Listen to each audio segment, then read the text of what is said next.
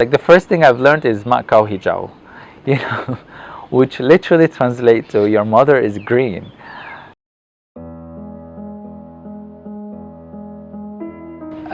So when my siblings and when we first arrived in Malaysia, we were looking for a school, and we couldn't go to any school, and so our Malaysian friends took us to a government school in Gombak, Sungai Pusu.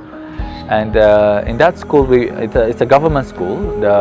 We were not accepted there as students, but the principal, such a nice man, he allowed us to sit at the back of the class just to listen and learn the language.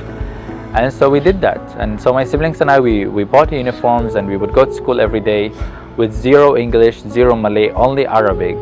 The only English words we knew was good morning and how are you, that's all. And so we went to that school for maybe a month or so, and it was an amazing experience, you know, learning about the culture and also a bit of the language, mainly swear words. But but yeah, like the first thing I've learned is mak kau hijau, you know, which literally translates to your mother is green. And you know, at that time, I'm glad there were some classmates who were learning Arabic, and so they took the chance to practice Arabic with us. And so for us, that was actually great because they were translating some things to us. And so after a month, we of course we experienced all sort of bullying simply because we were different, and we decided to stay at home and just learn the language. We then eventually, me and my siblings, we learned the language from communicating with the people, from working. Me and my siblings, we all worked in restaurants, and so in those restaurants were local restaurants. There were migrants from Indonesia, migrants from Bangladesh who were also fluent in Malay. So communicating with them also helped us learn the language. And so for me, Malay language is actually very, very easy. We didn't take any classes. We didn't take any special courses. We learned it through TV, drama TV 9, majalah, lagu, radio, and then friends, communication, daily practice. That was the most important thing. So yeah, learning Malay has been a challenge, but not for us because we were really passionate to learn it.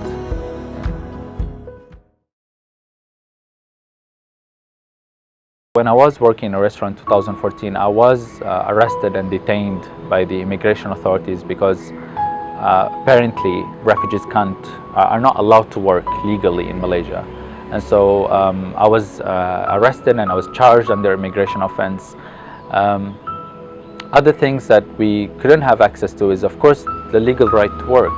And no matter how educated you are, no matter what sort of qualification you have, the right to work simply doesn't apply to you so long you're a refugee and you don't hold a proper work permit. Recently, I graduated as a teacher. I have a degree in education. But if I were to apply in jobs as a teacher to use my qualification, no one would hire me simply because I don't have a work permit. I'm a refugee here. Driving, you can't drive legally in Malaysia.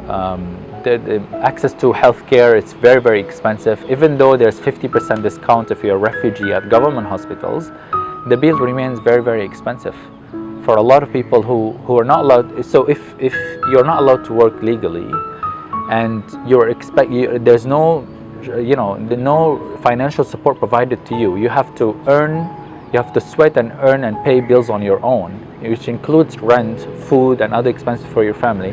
How are you expecting people to survive? They can't depend on charity all the time. They can't, like NGOs support and all that, it's available, but it's not always, right? And so it is challenging for refugees to survive in Malaysia. But they still do it anyway. We still have to survive. We still need to stand up on our feet and face the obstacles, face the system, face all this injustice that's happening, simply because we have bills to pay, we have stomachs to feed, we have children and families to support, we have a roof to keep over our heads.